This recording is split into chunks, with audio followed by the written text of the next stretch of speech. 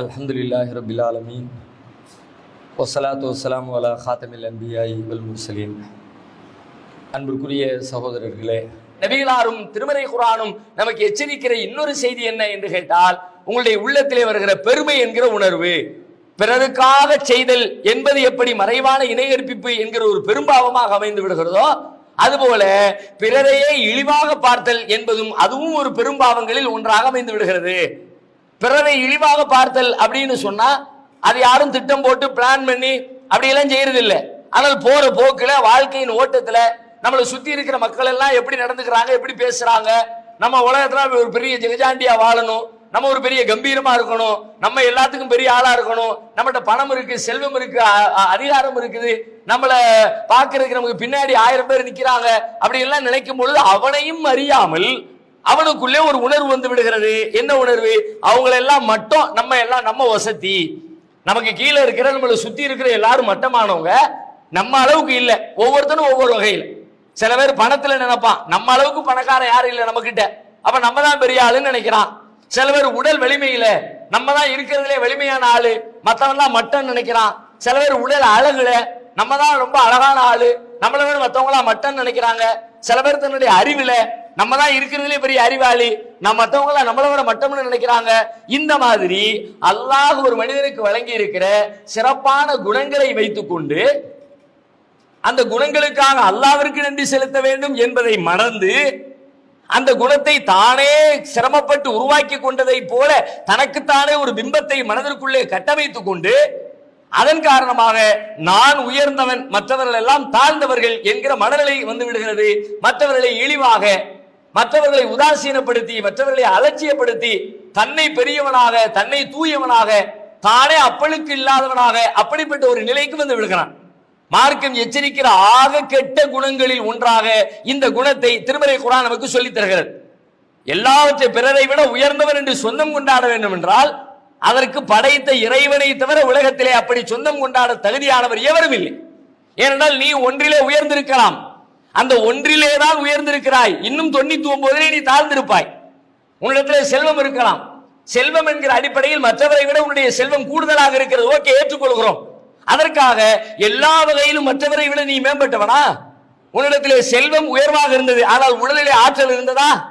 மற்றவர் உழைப்பதை போல் உன்னால் உழைக்க முடியவில்லையே, மற்றவர் சிந்திப்பதை போல் உன்னால் சிந்திக்க முடியவில்லையே, மற்றவர்களை போல உன்னால் செயல்பட முடியலையே. அப்ப நீ அதை நினைச்சு பார்த்தா நீ ஒன்னும் பெருசு இல்லப்பா. நான் பணத்துல மேல இருக்கிறேன், அவன் ஆரோக்கியத்துல மேல இருக்கிறான். நான் அறிவுல மேல இருக்கிறேன், அவன் அழகுல மேல இருக்கிறான். நான் சிந்தனையில மேல இருக்கிறேன், அவன் செயல்பாட்டுல மேல இருக்கிறான். அப்புறம் 2 பேரும் பேலன்ஸ் தான், ஈக்குவல் தானப்பா. 2 பேரும் நீ எப்படி உன்னை உயர்வுன்னு எப்படி நினைப்ப? எந்த வகையிலும் உன்னோட கம்பேர் பண்ண முடியாத அளவுக்கு மற்றவங்க எல்லாரும் கீழே இருக்கிறாங்க, நீ மட்டும் மேல இருந்தா ஓகே. ஒரு விஷயத்துல நீ மேல, இன்னொரு விஷயத்துல அவன் மேல, அப்படின்னா எல்லாரும் சமந்தான பிறகு என்ன நீ பெருமை அடிக்கிற? நம்ம எப்படி நம்மள மாதிரி உண்டா? நமக்கு இணையாக யார் இருக்கிறா? எல்லாரும் மட்டும். இந்த உணர்வு எப்படி வரலாம்? இந்த உணர்வுக்கு பேர் தான் பெருமை, ஆணவம். இந்த ஆணவத்தை அல்லாஹ் தனக்கு மட்டுமே சொந்தமானதாக வைத்திருக்கிறான்.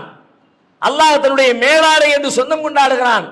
அப்படிப்பட்ட மேலாடையிலே யார் சொந்தம் கொண்டாடுகிறாரோ அவர் சுவர்க்கத்திற்குள்ளே நுழைய மாட்டார் என்று அண்ணலம் பெருமகனார் ஸல்லல்லாஹு அலைஹி வஸல்லம் அவர்கள் எச்சரிக்கிறார்கள். இந்த குணம் நம்மையும் அறியாமல் நம்மில் பல பேரிடத்திலே ஒட்டி கொண்டிருக்கிறது. எப்படியெல்லாம் ஒட்டுகிறது தெரியுமா? உதாரணமாக சத்தியத்தை மறுத்தல் அப்படிங்கிற ஒரு முக்கியமான செய்தியை நபிகளார் பேசுகிறார்கள். பெருமையினுடைய வடிவத்திலே ஒரு வடிவம் என்ன? ஆணவம், பெருமை, கர்வம் என்றெல்லாம் பல்வேறு வார்த்தைகளை சொல்றோமே, அதுல ஒண்ணு என்னன்னு கேட்டா உண்மையை, சத்தியத்தை மறுப்பது. எப்படி மறுப்பது? ஏதேனும் ஒரு காரணத்தை சொல்லி மறுப்பது. ஒன்னு தன்னை உயர்வாக நினைத்துக் கொண்ட காரணத்தினால் மற்றவர்களிடமிருந்து வருகிற உண்மையை இவன் சொல்லி நான் கேட்கிறதா? இவனெல்லாம் ஒரு ஆளா? நாம் பார்க்க வளர்ந்தவைய, ஒண்ணுமே தெரியாதவைய என்றெல்லாம் சொல்லி பல பேர் சொல்லுகிற உண்மைகளை, சத்தியங்களை இன்றைக்கு நாம் மறுக்கிறோம். குறிப்பாக நாம் வாழுகிற இந்த சூழலில், நாம் வாழுகிற இந்த தமிழக சூழலில் இயக்க ரீதியான ஏராளமான பிளவுகளும் பிரிவுகளும் உண்டானதற்கு பிறகு இயக்க ரீதியாக சத்தியத்தை அளவு போட்டு வைத்திருக்கிறோம். நம்முடைய இயக்கத்தவர் சொல்ல வேண்டும், நம்முடைய தலைவர் சொல்ல வேண்டும், நம்முடைய இயக்கத்தின் கொள்கை என்ன, நமது இயக்கத்தின் நிலைப்பாடு என்ன, அதை மட்டுமே கேட்க வேண்டும், அதை மட்டுமே பின்பற்ற வேண்டும். அதை தாண்டி சொல்லப்படுகிற செய்திகளுக்கு நாங்கள் செவி கொடுக்க மாட்டோம். ஒரு கணிசமான எண்ணிக்கையில் நாம் வாழுகிற இந்த காலத்தில் இந்த சூழலில் நம்மோடு இணைந்து ஒரு பெருங்கூட்டம் இருக்கிறது. எப்படி இருக்கிறது? யார் சொன்னால் ஏற்போம் என்று ஒரு எல்லை வைத்திருக்கிறார்கள்.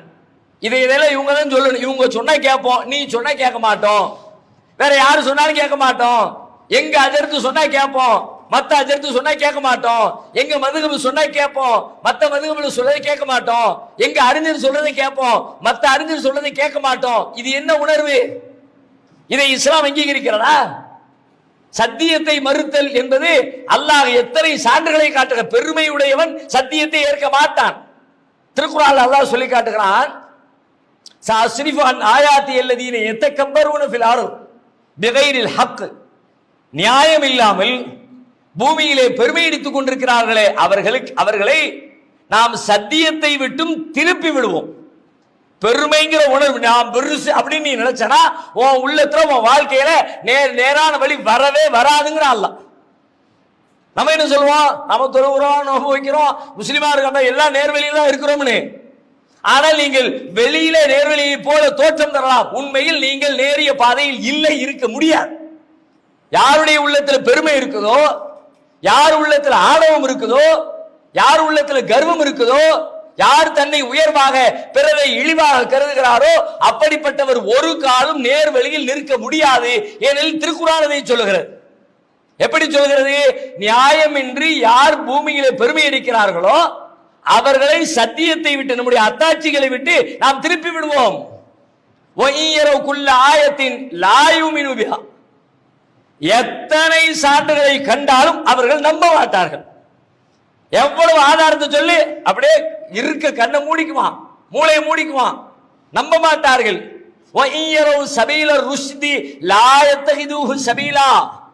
நேரிய வழியை கண்டால் அதை அவர்கள் தமக்குரிய வழியாக எடுத்துக்கொள்ள மாட்டார்கள்.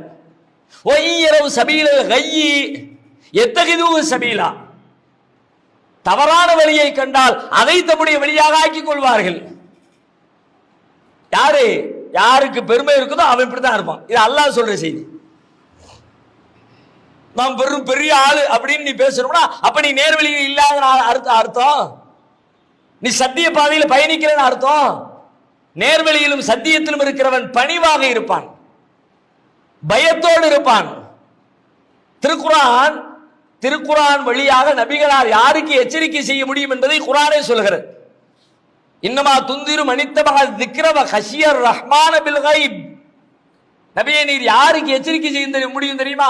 சவாவுன் அலைஹிம் அந்தர்தஹும் அம்லம் துந்திரும் லாயுமினும். நீங்க அவங்களுக்கு எச்சரிக்கை பண்ணினாலும் எச்சரிக்கை பண்ணாட்டியும் அவனை பொறுத்த வரைக்கும் எல்லாம் சமந்தான். ஆனால் நீர் யாரை நேர்வழிப்படுத்த முடியும் என்றால், யாருக்கு நீர் மார்க்கத்தை சொல்லி புரிய வைக்க முடியும் என்றால், மனித்தபால் திக்ர வ ஹஷியர் ரஹ்மான, யார் இறைவனுக்கு அஞ்சி பயந்து அறிவுரையை பின்பற்ற நினைக்கிறாரோ அவருக்குத்தான் நீர் நேர்வழி காட்ட முடியும். ஃபபஷ்ஷிர்ஹு பிமக்ஃபிரா, அவர்களுக்கு நீங்கள் நற்செய்தி சொல்லுங்கள், பாவ மன்னிப்பை கொண்டு நற்செய்தி சொல்லுங்கள். யாருக்கு? பயந்தவனுக்கு, அச்சமுடையவனுக்கு, நேர்வழியிலிருந்து பிறண்டு விடுவோமோ என்று எண்ணுகிறவனுக்கு, கவலைப்படுகிறவனுக்கு. நம்மெல்லாம் சத்தியத்துல நம்மளாம் இணைகற்பின் பக்கம் போவோமா, சிறுக்கு வைப்போமா? நாங்க எவ்வளவு பெரிய ஆளு, எவ்வளவு தெளிவான ஆளு. அவன் 1980 எல்லாத்தையும் பார்த்துட்டம்பா முடிஞ்சு அப்படின்னு யாரு தங்களை ரொம்ப உயர்வாக தங்களுடைய அறிவை, தங்களுடைய செயலை, தங்களுடைய சிந்தனையை நம்மள மாதிரி இல்லைன்ற முடிவுக்கு யார் வந்தாங்களோ அவர்கள் நேர்வழியில் பயணிக்க முடியவே முடியாது. குர்ஆன் சொல்லுகிற செய்தி. அதனால தான் நபி ஸல்லல்லாஹு அலைஹி வஸல்லத்துக்கு அல்லாஹ் சொன்னா, நீங்க அல்லாஹ்ட்ட ஒரு துஆ செய்யுங்க, ரப்பனா லா துஸிக் குலூபனா பஅத இத் ஹதைதனா. எங்கள் இறைவா, எங்களுக்கு நேர்வழி காட்டியதற்கு பிறகு எங்களை நீ சருகை செய்து விடாதே, எங்கள் உள்ளங்களை சருகை செய்திடாத. யாரு கேட்கிறா இந்த துஆவை? யாரை கேட்க சொன்னா? அல்லாஹ்வின் தூதர் அன்னலம் பெருமானார் ஸல்லல்லாஹு அலைஹி வஸல்லம் அவங்கள பார்த்து அல்லாஹ் சொல்றான், லா துஸிக் குலூபனா, எங்கள் உள்ளங்களை சருகை செய்து விடாதே. இப்ப நேர்வழி கிடைச்சிருச்சு அல்லாஹ், ஆனா நாளைக்கு நான் நேரிய வழியில் இருப்பதா தெரியாது ரப்பே, நீதான் எங்களுக்கு உதவி செய்யணும். அல்லாஹ்விடத்துல கெஞ்சி அழுது பணிவாக நட, உனக்கு நேர்வழி கிடைக்கும். பெருமையோடு நடக்காதே, நேர்வழி கிடைக்காது. உலகத்திலே முதலாக மனிதகுலம் படைக்கப்பட்ட தருணத்தில் நிகழ்ந்த முதல் பெரும்பாவம் எது என்று கேட்டால் பெருமைதான் முதல் பெரும்பாவம். ஆதம் அலைஹிஸ்ஸலாத்தை படைச்சிட்டான் அல்லாஹ். படைச்ச பிறகு வானவர்களை பார்த்து சுஜூது செய்ய சொன்னான். எல்லாரும் சஜ்தா பண்ணுனாங்க. இப்லீஸ் என்ன பண்ணுனா? செய்ய மறுத்தான். அல்லாஹ் கேட்கிறான், மா மனஅக அன் தஸ்ஜுத லிமா கலக்து பியதைய, என் இரு கரங்களால் படைத்த இந்த ஆதமுக்கு சஜ்தா செய்ய விடாமல் உன்னை தடுத்தது எது? அஸ்தக்பர்த அம் குன்த மினல் ஆலீன், பெருமை அடிக்கிறாயா? பெரிய உயர்ந்தோரில் ஒருவன் என்று உன்னை நீ கருதி கொண்டாயா? அவன் சொல்லுகிறான், காலான ஹைரும் மின்ஹு, நான் இந்த ஆதத்தை விட மனிதரை விட சிறந்தவன். கலக்கத்தனி மின் நார் வ கலக்கத்தஹு மின் தீன், என்னை நீ நெருப்பால் படைத்தாய், அவரை நீ மண்ணால் படைத்திருக்கிறாய். அவர் மட்டும் நான் வசத்தி. சரி, நெருப்பு மண்ணுங்கிற அடிப்படையில நெருப்பு வசதி ஒரு பேச்சுக்கு வச்சுக்குவோம், வசத்தினே வச்சுக்க. அதுக்காக வேண்டி எல்லா வகையிலும் நீ உயர்வா? உனக்கு எல்லா வகையிலும் நீ ஆதத்தை விட மேம்பட்டவரா? எல்லா வகையிலும் மனித குலத்தை விட மேம்பட்டவனா? சரி, நீ நெருப்பால் படைக்கப்பட்டதனால் பெருமை என்று நீ எண்ணினால், உன்னை விட ஒளியால் படைக்கப்பட்ட வானவர்கள் சுஜூது இருக்கிறார்களே, அதற்கு பொருள் என்ன? நீ பெருமை கொள்கிறாய், அவர்கள் பெருமை கொள்ள மாட்டார்கள். லா யஸ்தக்பிரூன். வானவர்களை பற்றி சொல்லுகிற பொழுது அல்லாஹ் சொல்கிறான், அவர்கள் பெருமை அடிக்க மாட்டார்கள். என்ன ஏவப்பட்டதோ அதை செயல்படுத்துவார்கள். சொன்னதை செஞ்சிருவாங்க, அதுதான் அவங்களுடைய வேலை. ஆனா நீ செய்ய மாட்டேன்ட்டிய, போ. கியாமத் நாள் வரை உலகம் உள்ளளவும் அல்லாஹ்வுடைய சாபத்தோடு நீ இங்கிருந்து இறங்கு என்று அல்லாஹ் ரப்பல் ஆலமீன் அவனை சபித்து தனது அருளை விட்டு தூரமாக்கினான் என்கிற வரலாறு நாம் எல்லாம் அறிந்து வைத்திருக்கிற மிக சாதாரணமான வரலாறு. இந்த வரலாறு சொல்லுகிற செய்தி என்ன? இப்லீஸ் என்கிறவன் அல்லாஹ்வுடைய உயர்வான படைப்புகளில் ஒன்றான வானவர்களோடு தங்க வைக்கப்பட்டிருந்தவன். இன்னும் சொல்ல போனா சில பேர் சொல்லுவாங்க, இப்லீஸ் அவன் தான் பெரிய தௌஹீத்வாதினிய, நான் அல்லாஹ்வை தவிர வேற யாருக்கும் சுஜூது பண்ண மாட்டேன்னு சொன்னான்ல, நான் சஜ்தா பண்றது அல்லாஹ் உனக்கு பண்ண சொல்லி அல்லாஹ்வுக்கு சஜ்தா பண்றதுல அவன் அப்ஜெக்ஷன் பண்ணவே இல்லை. அவன் யாருக்கு பண்ணனா? ஆதமுக்கு சுஜூது பண்ண மாட்டான்னா. அதை வச்சுட்டு பிரிச்சு பேசுவாங்க. ஆனா என்ன கவனிக்கணும்? அவனுடைய உள்ளத்துல ஆதத்தை விட தான் உயர்ந்தவன் என்று வந்த அந்த மமதையும் ஆணவமும் கர்வமும் தான் அவனை அல்லாஹ்வுடைய அருளை விட்டு தூரமாக்கி இருக்கிறது என்கிற செய்தி இந்த வரலாற்றிலிருந்து நாம் கற்றுக்கொள்ள வேண்டியது இல்லையா? ஒரு காலத்திலும் ஆணவக்காரன் ஜெயிக்க மாட்டான், வெற்றி பெற மாட்டான். ஃபிரௌனுடைய வரலாறு, ஹாமான் வரலாறு, காரூன் வரலாறு, சாலிஹ் நபியுடைய சமுதாயத்து வரலாறு, ஹூத் நபியுடைய சமுதாயத்து வரலாறு, லூத் நபியினுடைய சமுதாயத்து வரலாறு, இவைகள் எல்லாம் சொல்லுகிற செய்தி என்ன? ஆணவம் கொண்டவர்கள் ஒரு நாள் அழிந்தே போவார்கள். இந்த ஃபிரௌன் அலா ஃபில் அர்த், ஃபிரௌன் இந்த பூமியிலே பெருமை அடித்தான். வஜால அஹ்லஹா ஷியஅன் யஸ்தலைஃபு தாயிஃபதம் மின்ஹும், மக்களை பல கூறாக பிரித்தான். ஒரு சாராரை பலவீனப்படுத்தினான். துன்பங்களுக்கும் துயரங்களுக்கும் ஒருவரை ஆட்படுத்தி தன்னை அக்கிரமக்காரனாக நிலைநாட்டினான். அவனுடைய முடிவு என்னவாயிற்று? கடலுக்குள்ளே மூழ்கடிக்கப்பட்டு சாகரிக்கப்படவில்லையா? அது ஃபிரௌனுக்கு மட்டும்தான் அப்படி நிகழும், ஃபிரௌனுக்கு மட்டும்தான் அது வரலாற்றோடு முடிந்து விட்டதா? நாமும் நாளைக்கு வரலாறாக மாறுவோமே.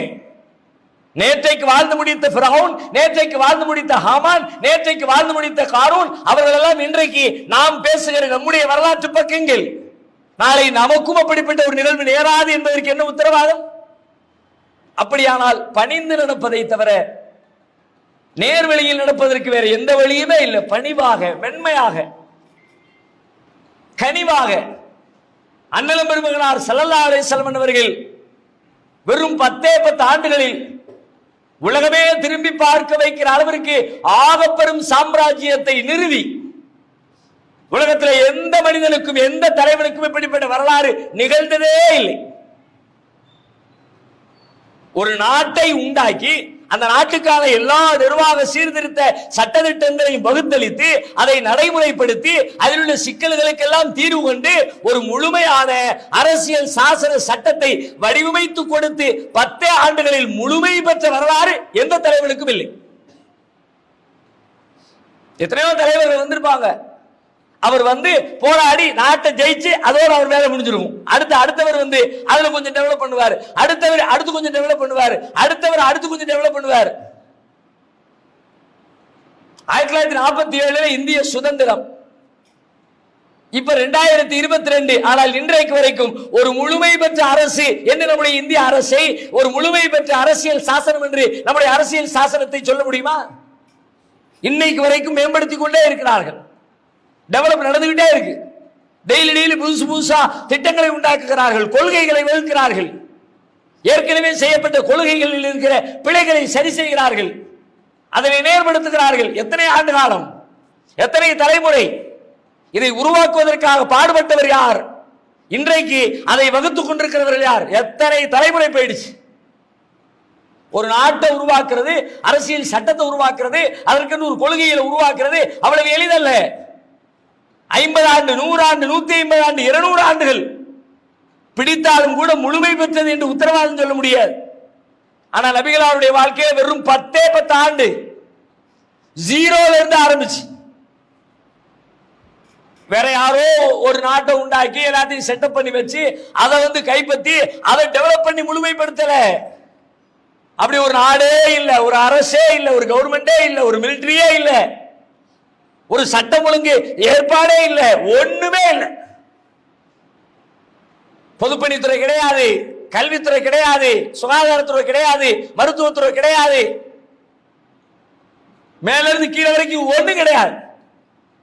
ஒண்ணுமே இல்லாம கும்பலாக மக்கள் வாழ்ந்து கொண்டிருக்கிறார்கள். அப்படிப்பட்ட ஒரு இடத்துக்குள்ள உள்ள நுழைஞ்சி மக்களை ஒன்றிணைச்சு ஒரு லீடரா மாறி, தலைவராக மாறி, ஜனாதிபதியாக மாறி, சட்டங்களை வகுத்து, போர்களை செய்து, பக்கத்து நாடுகளுக்கான வியூகங்களை எல்லாம் வகுத்து 10 வருடங்களுக்குள்ளாக முழுமைப்படுத்தி இந்த 10 வருஷத்தை வச்சுக்கிட்டு கியாமத் நாள் வர்ற வரைக்கும் உலகத்தில் எவெல்லாம் கவர்மெண்ட் உருவாக்குவானோ, அரசாங்கத்தை நடத்துவானோ அத்தனை பேருக்கும் தேவைப்படுகிற அரசியல் சாசன நுணுக்கங்களை அனைத்தையும் முழுமையாக கற்றுத்தந்து விட்டு செயல்முறைப்படுத்தி விட்டு சென்றார்கள் என்றால் இப்படிப்பட்ட வரலாறு உலகத்தில் யாருக்கு? காந்திக்கு உண்டா? நேருக்கு உண்டா? மண்டேலாவுக்கு உண்டா? உலக தலைவர்களாக இன்றைக்கும் பேசப்படுகிற அல்லது போற்றப்படுகிற யாருக்கேனும் உண்டா? இல்ல. இப்படி ரசூலுல்லாஹ் சாதிச்சதன் பின்னணியில ஒரு முக்கியமான காரணம் இருக்கிறது. வெறுமனே அவங்களுக்கு இருந்த திறமை அப்படின்னு அதை சுருக்கிட முடியாது. அவர்களிடமிருந்த ஆற்றல், அவர்களிடமிருந்த அறிவு கூர்மை அப்படி நிப்பாட்டிட முடியாது. அதை தாண்டி அவர்களிடமிருந்து மிக முக்கியமான ஒரு பண்பை திருக்குர்ஆன் சொல்லுகிறது. மக்களை எல்லாத்தையும் அரவணைச்சு மக்கள் எல்லாம் ரசூலுல்லாஹ் சொல்ற சொல்லுக்கு கட்டுப்பட்டு நடக்கிற அளவிற்கு அந்த நிர்வாகத்தை உண்டாக்குனாங்களே. எப்படி குர்ஆன் சொல்லுகிறது? ஃபபிமா ரஹ்மத்தின் மினல்லாஹி லின்தலம். நபியே, அல்லாஹ்வின் அருளால் நீர் அவர்களிடத்தில் மென்மையாக நடக்கிறீர். வலவ் குன்த ஃபல்லன் கலீலல் கல்பி லன்ஃபது மின் ஹவுலிக. நீர் மட்டும் கடுகடுத்தவராக, கடின சித்தமுடையவராக நீர் இருந்திருந்தால் உம்மை விட்டு அவர்கள் என்றைக்கோ வெறுண்டு ஓடி இருப்பார்கள். அப்ப எல்லாரும் ஒன்னா நின்று இவ்வளவு பெரிய கட்டமைப்பை தூக்கி நிப்பாட்டினாங்கன்னா அதன் பின்னணியில நபிகளார் பெருமையற்றவராக, ஆணவமற்றவராக, கர்வமற்றவராக, எளிய மனிதராக, மக்களிடத்திலே கனிவு கொண்ட மனிதராக, அன்பு கொண்ட மனிதராக, இரக்கம் கொண்ட மனிதராக வாழ்ந்ததுதான் இத்தனை பெரிய சாதனையின் பின்புலமாக இருக்கிற மிக முக்கியமான நற்குணம் என திருக்குர்ஆன் சொல்கிறது.